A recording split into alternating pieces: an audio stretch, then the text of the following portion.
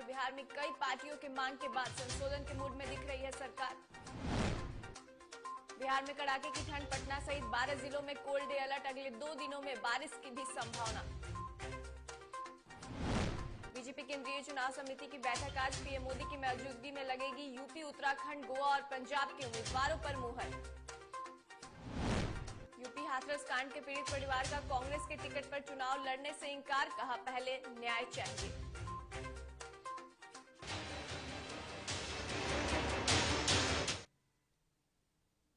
नमस्कार, आप देख रहे हैं डीटीवी भारत और मैं हूं आपके साथ एकता। चलिए बुलेटिन की शुरुआत करते हैं। रुक कर लेते हैं खबरों की ओर, जहां नालंदा में जहरीली शराब पीने से लगभग 1 दर्जन से भी अधिक लोगों की मौत और दर्जन भर से अधिक लोगों की गिरफ्तारी के बाद एनडीए के घटक दल जदयू और भाजपा के बीच शुरू हुए विवाद थमने का नाम नहीं ले रहा है। इसी बीच न्यायालय में मद निषेध से जुड़े लंबित आवेदनों की बढ़ती संख्या को देखते हुए राज्य सरकार शराबबंदी कानून में संशोधन कर सकती है। वहीं सूत्रों के अनुसार मद निषेध उत्पाद एवं निबंधन विभाग ने इसको लेकर संशोधन प्रस्ताव भी तैयार कर लिया है। नए संशोधन में शराब पीने के अपराध में पकड़े गए अभियुक्तों को थोड़ी राहत दी जा सकती है। वहीं शराब पीने के जुर्म में जेल भेजने के बजाय मजिस्ट्रेट के समक्ष तय जुर्माना भरकर छोड़े जाने का प्राविधान भी किया जा सकता है। वहीं जुर्माना न भरने की स्थिति में ही जेल भेजा जाएगा।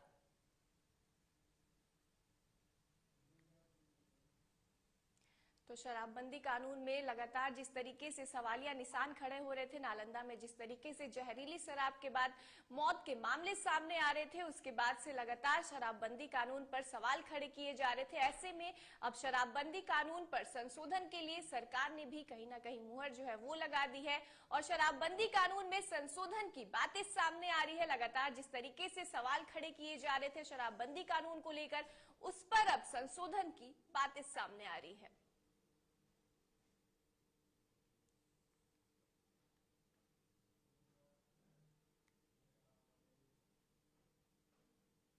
वहीं सरकार के द्वारा शराबबंदी कानून में संशोधन किए जाने को लेकर विपक्ष भी उत्साहित है। ऐसे में राजद के मुख्य प्रवक्ता भाई वीरेंद्र ने कहा कि बजट सत्र में अगर सरकार संशोधन लेकर आती है तो इसे हम पढ़ेंगे और अगर यह बिहार वासियों के खिलाफ हुआ तो इस पर अविश्वास प्रस्ताव लाएंगे और शराबबंदी को खत्म करेंगे। वहीं बिहार सरकार के पूर्व मंत्री और जेडीयू एमएलसी नीरज कुमार ने कहा है कि बिहार में 2016 से पूर्ण रूप से शराबबंदी है और यह लागू रहेगी और जो लोग इसके खिलाफ बोल रहे हैं वह लोग भी सदन में दोनों हाथ खड़ा करके शराबबंदी कानून का समर्थन कर रहे थे।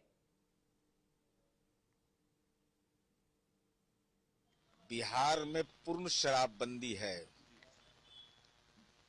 जनता का समर्थन ह्यूमन चेन के रूप में सदन के अंदर सर्वदलीय संकल्प, गवई भाषा में क्रिया और हाल में एनडीए विधायक दल की बैठक में दोनों हाथ उठाकर एकदम हम शराबबंदी के पक्ष में मजबूती से खड़े हैं। तो अब इस संबंध में हमको कोई जानकारी नहीं है। कहां से मीडिया में खबरें चल रही हैं कि इसमें संशोधन होने जा रहा है। क्या रहे भैया, आज जो बिहार उत्पाद मद निषेध कानून है वही प्रभावी है। इस संबंध में हम लोग को कोई जानकारी नहीं है। अब संशोधन करेंगे, क्या करेंगे। हमारे नेता आदरणीय लालू प्रसाद यादव उन दिनों भी कहा था जब महागठबंधन में वो थे और मुख्यमंत्री हम लोगों ने बनाया था। हमारे नेता आदरणीय लालू प्रसाद यादव ने बनाया था उनको मुख्यमंत्री। उस समय ही कहा था कि नीतीश कुमार जी कोई ऐसा कानून नहीं बनाओ जिससे जनता को तकलीफ और बिहार को बर्बाद करने वाला कानून हो। यह साबित हो गया कि बिहार को बर्बाद करने वाला कानून और गरीब पर ज्यादा वो हावी है। और आज के डेट में 1,40,000 लोग जेलों में बंद है, सलाखों में बंद है। वो कौन है? वो गरीब है, झोपड़ी में रहने वाला लोग है, जिस पर शराब के नाम पर कार्रवाई हो रही है। और वैसे लोग पर कोई कार्रवाई नहीं हो रही है जो शराब माफिया हैं और हमारे ये एनडीए के रसूखदार जो नेता हैं, जिनके देख रेख में और मुख्यमंत्री के आजू बाजू बैठने वाले जो शराब माफिया, उन पर कोई कार्रवाई नहीं हो रही। वहीं बिहार में शराबबंदी कानून को लेकर सियासत तेज है और अब कानून में संशोधन की बात सामने आ रही है। ऐसे में एआईएमआईएम के विधायक दल के नेता अखरतुल ईमान ने कहा है कि मुख्यमंत्री के कई कार्य से खुश नहीं हूं, लेकिन बिहार में शराबबंदी कानून में वह सीएम नीतीश कुमार के साथ है। माननीय मुख्यमंत्री ने विश्वास दिलाया था कि अगर केंद्र सरकार न भी करे तो हम अपने राज्य के खर्च पर जाति आधारित जनगणना करेंगे। और मैं समझता हूं कि वचनबद्धता ये हमारी जिम्मेदारी है, अपने वचन पर कायम रहना चाहिए और सर्वसम्मत फैसला हुआ है। तो इस फैसले को मैं कह रहा हूं कि जिस हाउस में कानून बनता है वहां पर अक्सरियत की राय से, मेजोरिटी के इससे कानून बनता है, और जहां सर्वसम्मत जो लिया गया हो तो मैं समझता हूं कि कानून का दर्जा प्राप्त हो गया है बिहार में उसको। अब इससे टस मस करने की सरकार को गुंजाइश नहीं है। अगर केंद्र सरकार जाति आधारित जनगणना नहीं करा रही है तो बिहार सरकार के लिए कंपल्सन है कि वो जाति आधारित जनगणना कराए। बिहार में शराबबंदी को सफल बनाने के लिए सरकार लाख दावे कर ले, लेकिन शराबबंदी की सच्चाई आए दिन देखने को मिल जाती है। ऐसे में पुलिस प्रशासन के दावों की पोल खुल गई जब डीटीवी भारत के ने औरंगाबाद के बाद राजधानी पटना के रियासी इलाके में स्टिंग ऑपरेशन कर उन दावों की पोल खोल दी। आपको बता दें कि डीटीवी भारत की टीम ने ये ऑपरेशन राजधानी के बेली रोड आसियाना इलाके में किया, जहां टीम ने पहले शराब कारोबारी से शराब की डील की, फिर 350 रुपए में डील तय होने के बाद शराब लिया। और सबसे बड़ी बात तो ये रही कि इस स्टिंग में ये भी खुलासा हुआ कि शराब कारोबारी को ये पता है कि पुलिस कितनी दूरी तक शराब की जांच करती है और कहां से वह पूरी तरह सुरक्षित है।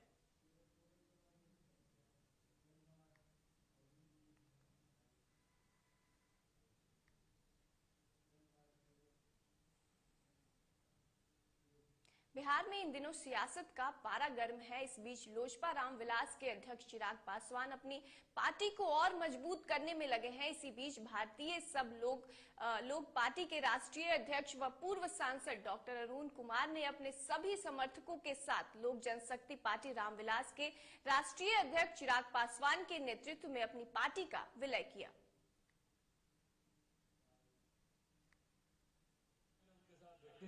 हम लोगों ने कई प्रचार में एक साथ हम लोग गए, हेलीकॉप्टर में घंटों हम लोग बैठते थे, एक दूसरे से अपने विचारों को हम लोग साझा करते थे। और उसमें जिस तरीके से इनकी बातों को मैं सुनता था, एक युवा होने के नाते मेरे लिए भी एक बड़ी सीख के तौर पर इनके सोच, इनके विचार सामने आते थे। और आज मुझे खुशी है कि पार्टी में सक्रिय तौर पर अक्सर ये रहकर भी मुझे अपने सुझाव देते थे, बताते थे कि नहीं देखिए ऐसा कीजिए, पार्टी में ऐसा करने की जरूरत है, संगठन में ये करने की जरूरत है। तो मैं इनसे आग्रह करता था कि आप बाहर रहकर जितने सुझाव देते हैं उससे बहुत खूबसूरत रहेगा कि आप पार्टी के भीतर आइए और खुद उन सुझावों पे अमल करके आप हमको दीजिए, ताकि हमको भी और ज्यादा ताकत मिले, बल मिले।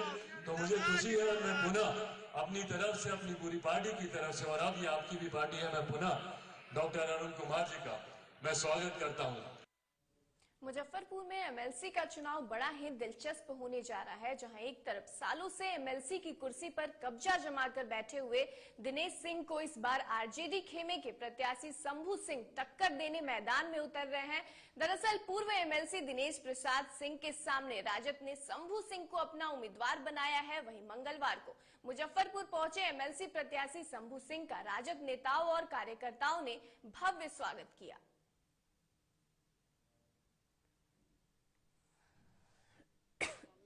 यादव जी ने, तेजस्वी जी ने इसीलिए भेजा है कि जो वहाँ धन बल का प्रयोग हो रहा था उस बल के प्रयोग को खत्म करने के लिए भेजे हैं और जनमत को आगे करने के लिए भेजे हैं।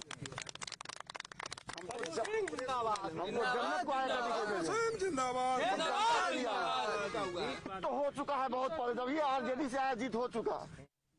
बिहार के मुख्यमंत्री नीतीश कुमार कोरोना नेगेटिव हो गए हैं। दरअसल आईजीआईएमएस में कराई गई उनकी कोविड जांच रिपोर्ट नेगेटिव आई है। वहीं मुख्यमंत्री के कोविड टेस्ट के लिए गए सैंपल की जीनोम सीक्वेंसिंग भी कराई गई थी, जिसमें ये पुष्टि हुई कि वो कोरोना के ओमिक्रॉन वेरिएंट से संक्रमित हुए थे। वहीं मुख्यमंत्री समेत बिहार के कई और प्रमुख लोग भी ओमिक्रॉन वेरिएंट से संक्रमित हुए थे। दरअसल पिछले 10 जनवरी को मुख्यमंत्री कार्यालय की ओर से ये जानकारी दी गई थी कि नीतीश कुमार कोरोना पॉजिटिव पाए गए हैं और उसके बाद वे सीएम आवास में ही आइसोलेशन में थे। वहीं 7 दिनों के बाद फिर से उनका सैंपल लिया गया, जिसमें वो नेगेटिव पाए गए हैं।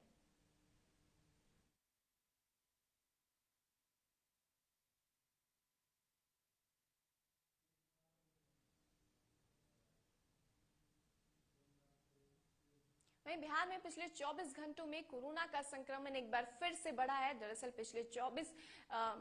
पिछले दिनों की तुलना में आज एक बार फिर से संक्रमण बढ़ा है। बिहार में मंगलवार को कुल 4,551 कोरोना के नए मामले मिले हैं। वहीं पटना में 1,218 केसेस सामने आए हैं। वहीं बिहार में ओमिक्रॉन के 40 और मरीज मिले हैं। इस बात की पुष्टि IGIMS में जीनोम सीक्वेंसिंग की जांच में हुई है। वहीं इससे पहले 27 लोग ओमिक्रॉन से पीड़ित मिले थे, जो कि अब ठीक हो चुके हैं। वहीं बिहार में पॉजिटिविटी रेट 2.96% हो गई है। वहीं बिहार में कोरोना के कुल एक्टिव केसेस 33,883 हो गई है।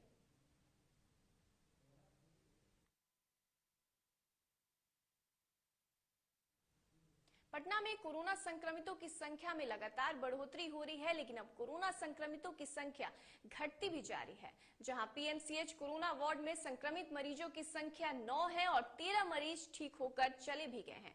वहीं एक परिजन ने बताया कि मरीज के पॉजिटिव होने के बाद उसे PMCH अस्पताल में लाया गया, जहां डॉक्टर का कहना है कि सुधार है, लेकिन उन्हें और भी कई बीमारी है।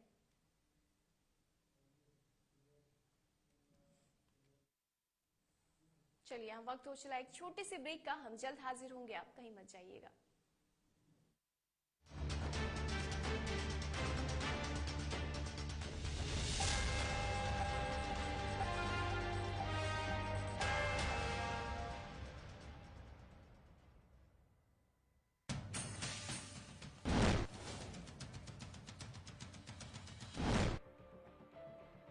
बात होगी सत्ता की, बात करेंगे व्यवस्था की। वादे नारे कहां गुम हो गए जनाब? किसान, मजदूर, नौजवान सब हैं परेशान। बेरोजगारी, पलायन आज भी है बरकरार। कहां तो तय था सड़क से लेकर संसद तक उठाएंगे आवाज, लेकिन अब ना हो परेशान, क्योंकि DTV उठाएगा आपकी आवाज।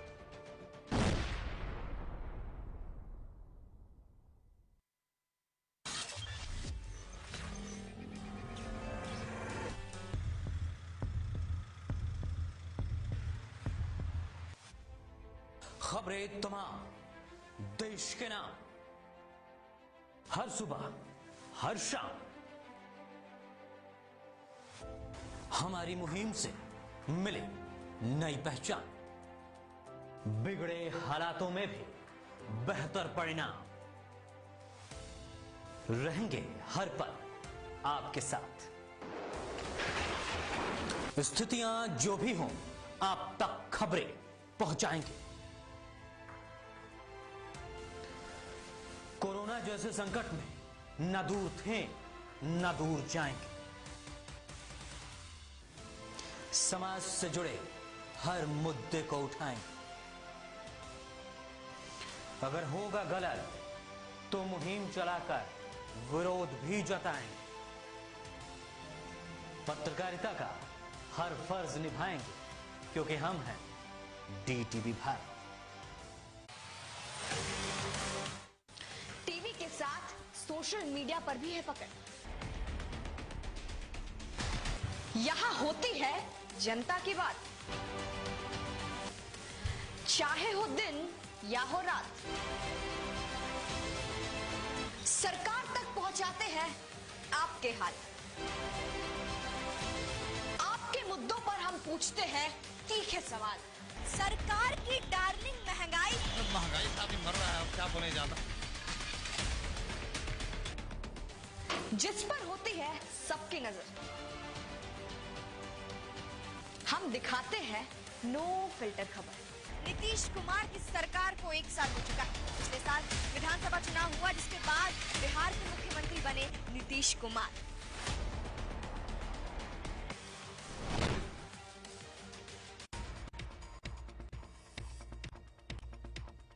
गांव से शहर तक, राज्यों से देश तक, राजनीति से अर्थनीति तक, ये मेरा अंतिम चुनाव है। भाइयों बहनों, खेल से खिलाड़ी तक, सितारों से आसमान, खेत से खलियान तक, सत्ता से संग्राम तक,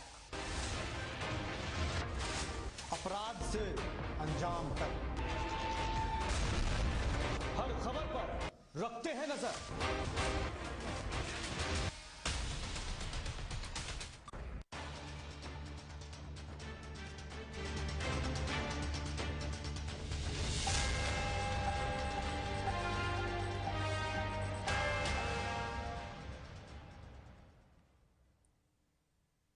स्वागत है आपका ब्रेक के बाद। तो चलिए रुक कर लेते हैं खबरों की और बात करते हैं बगहा के रामनगर थाना क्षेत्र के सोहसा पंचायत अंतर्गत दुबौलिया गांव में प्रेमी गौसूल आजम को प्रेमिका से मिलना भारी पड़ गया, जहां उसकी जमकर पिटाई कर दी गई। दरअसल प्रेमी अपने प्रेमिका के ससुराल मिठाई लेकर उससे मिलने रात के अंधेरे में गया था, जिसके बाद ससुराल वालों ने उसे देख लिया और आनन फानन में प्रेमी जान बचाने को लेकर खेत की ओर भागा, जहां उसे पकड़कर उसकी पिटाई कर दी गई और फिलहाल पुलिस को इसकी सूचना दी गई है, जहां पुलिस मामले की जांच में जुटी हुई है।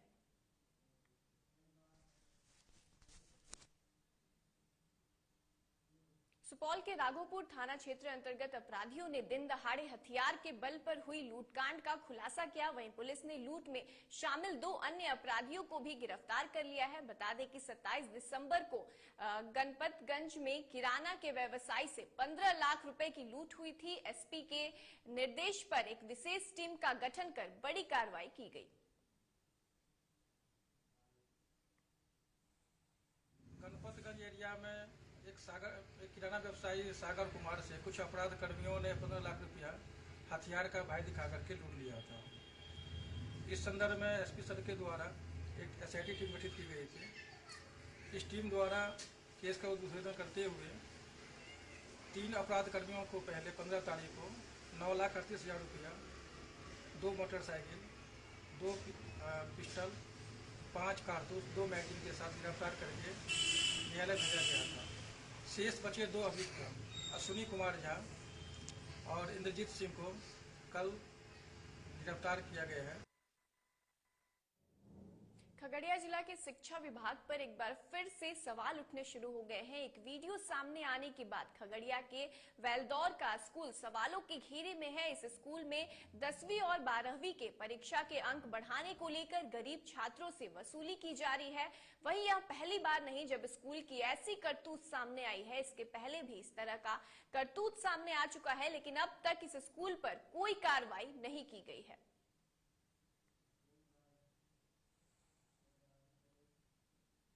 औरंगाबाद में देश की सबसे बड़ी ऊर्जा उत्पादक कंपनी एनटीपीसी लिमिटेड की पूर्ण स्वामित्व वाली बिजली परियोजना एनपीजीसी का निर्माण कार्य पूरा हो गया है। इससे 1980 मेगावाट बिजली का न सिर्फ उत्पादन होगा, बल्कि इससे बिहार को 1683 मेगावाट सस्ती बिजली मिलने से बिहार को प्रति वर्ष 150 करोड़ रुपए से अधिक की बचत भी होगी। वहीं सीईओ विजय कुमार सिंह ने बताया कि परियोजना की तीसरी यूनिट का ट्रायल रन शुरू हो गया है और इसे 22 जनवरी से फुल लोड पर चलाया जाएगा, जिसके बाद इस यूनिट से बिजली का व्यावसायिक उत्पादन शुरू हो जाएगा। साथ ही उन्होंने बताया कि परियोजना में 660 मेगावाट की कुल 3 इकाइयां हैं, जिनका निर्माण पर 19,000 करोड़ से अधिक की लागत आई है और इससे उत्पादित बिजली का 85% बिहार को, 10% उत्तर प्रदेश को और 4% झारखंड को और 1% बिजली सिक्किम को मिलेगा।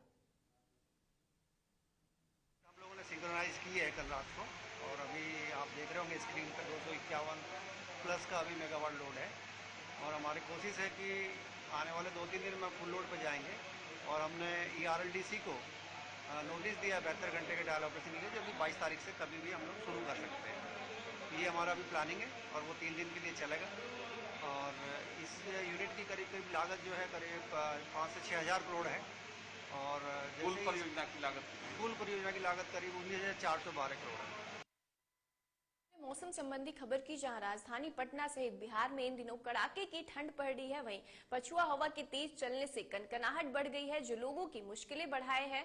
वहीं मौसम विभाग के मुताबिक आने वाले कुछ दिनों तक ठंड से कोई राहत नहीं मिलने वाली है। वहीं मौसम विभाग के पूर्वानुमान के मुताबिक 20-21 जनवरी को बिहार के कई जिलों में बारिश की संभावना है और अनुमान लगाया जा रहा है कि पटना सहित पश्चिमी इलाकों में बारिश हो सकती है। इसलिए लोगों से सावधानी बरतने की हिदायत दी गई है और लोगों से अपील की गई है कि जब भी बाहर निकले अच्छे से गर्म कपड़े जरूर पहने ताकि ठंड से बचा जा सके। वहीं बुजुर्गों का भी खास ध्यान रखने की जरूरत है।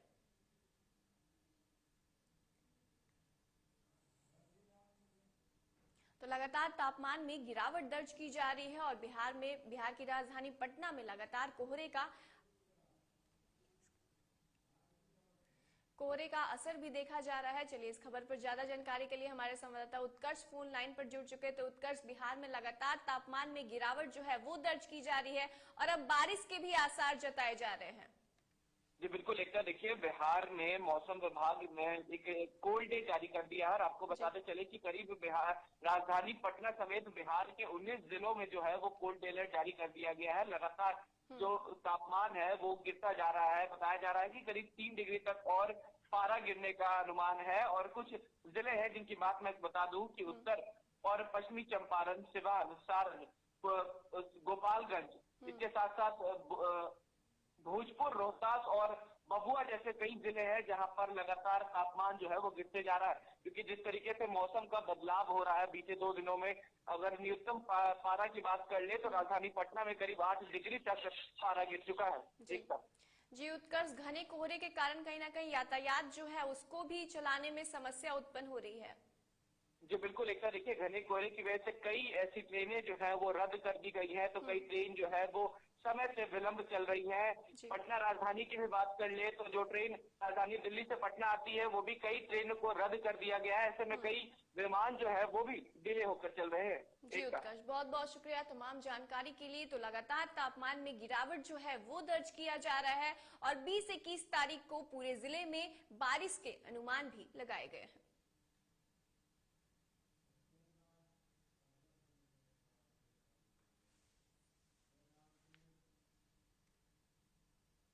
वहीं पिछले 2 दिनों से बिहार के कई जिलों में कड़ाके की ठंड जारी है और समस्तीपुर में भी कड़ाके की ठंड होने के कारण लोगों का जीवन पूरी तरीके से अस्त व्यस्त हो गया है। वहीं लोग घरों में दुबके नजर आ रहे हैं और अधिक ठंड होने के कारण लोग घरों में अलाव जलाकर ताप रहे हैं। वहीं जिला प्रशासन ने शहर से लेकर ग्रामीण इलाकों में कहीं भी अलाव की व्यवस्था नहीं की है। इसका नतीजा है कि अब लोगों में आक्रोश देखने को मिल रहा है।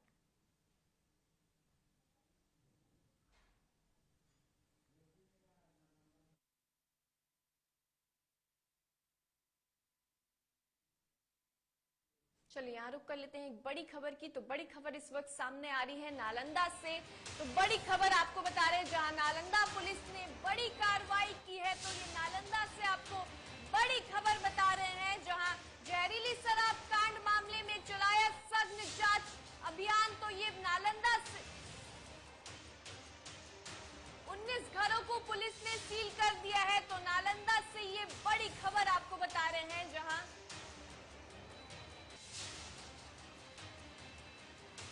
नालंदा से ये बड़ी खबर जहां हथियार, शराब बनाने और उपकरण समेत कई सामान को पुलिस ने जब्त कर लिया है। तो नालंदा में जिस तरीके से जहरीली शराब के मामले सामने आ रहे हैं उसमें पुलिस ने एक बड़ी कार्रवाई की है। आपको बता दें कि पुलिस ने सघन जांच अभियान चलाया है। जहरीली शराब मामले को लेकर पुलिस के द्वारा ये अभियान चलाया गया है जहां 19 घरों को पुलिस ने सील कर दिया है। तो लगातार जहरीली शराब के मामले जिस तरीके से नालंदा में सामने आ रहे थे, अब पुलिस ने वहां पे सघन जांच अभियान चलाया है और 19 घरों को और आपको बता दें हथियार और शराब बनाने वाले उपकरण को भी पुलिस ने जब्त कर लिया है। तो कहीं ना कहीं नालंदा पुलिस को ये बड़ी सफलता हाथ लगी है। जिस तरीके से मामले सामने आ रहे थे ऐसे में पुलिस ने अपनी जांच की रफ्तार जो है वो तेज कर दी थी और अब पुलिस के हाथ एक बड़ी सफलता लगी है जहां पुलिस ने 19 घरों को जो है वो सील कर दिया गया है। साथ ही शराब बनाने वाले उपकरण को भी जब्त कर लिया है।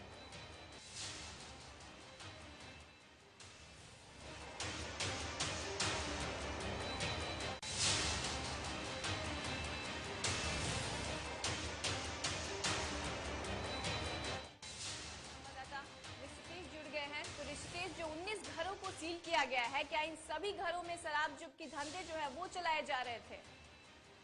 देखिए, बिल्कुल जिस तरह से पुलिस लगातार 15 जनवरी से शराब कांड के बाद सक्रिय हुई थी, उसके बाद लगातार कार्रवाई की जा रही थी और इसी कार्रवाई का नतीजा ये है कि पुलिस ने अब तक 19 घरों को शराब संबंधित घरों को सील किया गया है। और इतना ही नहीं, पुलिस के द्वारा जो है एक देसी कट्टा, एक जिंदा कारतूस, एक मोबाइल, 40 नगद और 2 शराब बनाने को उपकरण, 4 मोटरसाइकिल, सिंडिकेट समेत 79 लोगों को पुलिस ने गिरफ्तार किया है। जी 79 लोगों की गिरफ्तारी हो चुकी है। अभी क्या मामले में और लोगों की पुष्टि हो सकती है?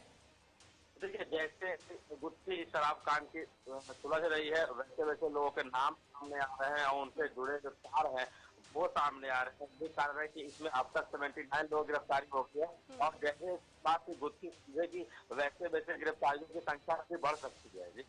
जी, क्या पुलिस ने गुप्त सूचना के आधार पर ये छापेमारी की है?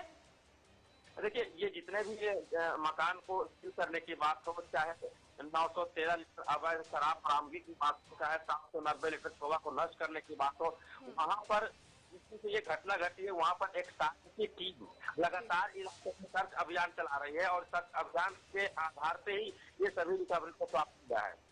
जी ऋषिकेश, चलिए बहुत बहुत शुक्रिया तमाम जानकारी के लिए। तो पुलिस को एक बड़ी सफलता हाथ लगी है। जिस तरीके से नालंदा से शराबबंदी के केसेस सामने आ रहे थे, अब पुलिस ने एक बड़ी कार्रवाई की है और आपको बता दें कि 79 लोगों को गिरफ्तार कर लिया है, साथ ही 19 घरों को सील भी कर दिया है। तो नालंदा पुलिस को एक बड़ी सफलता हाथ लगी है।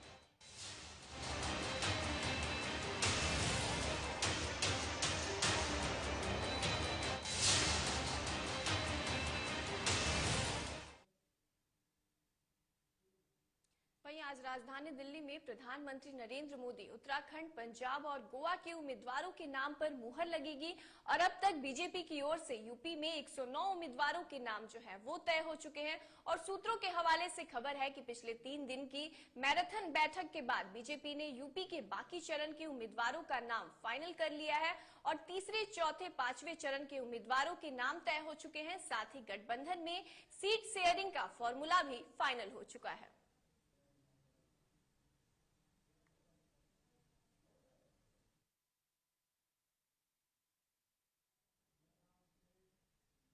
उत्तर प्रदेश में हाथरस कांड के पीड़ित परिवार ने कांग्रेस के टिकट पर विधानसभा चुनाव लड़ने से साफ इनकार कर दिया है। दरअसल कांग्रेस महासचिव और यूपी की पार्टी प्रभारी प्रियंका गांधी ने हाथरस के पीड़ित परिवार के सदस्य को चुनावी टिकट देने का ऐलान किया था और अब पीड़िता के भाई ने कहा है कि 1.5 साल बाद भी हमें न्याय नहीं मिला है, इसलिए चुनाव नहीं लड़ सकते।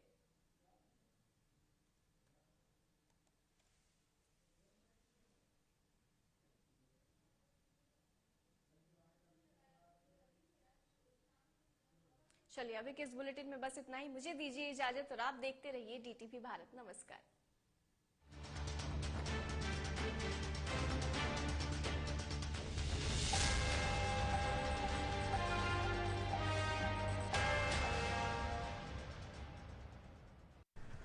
दादी, इतने सारे पापड़ बन गए, क्या करें?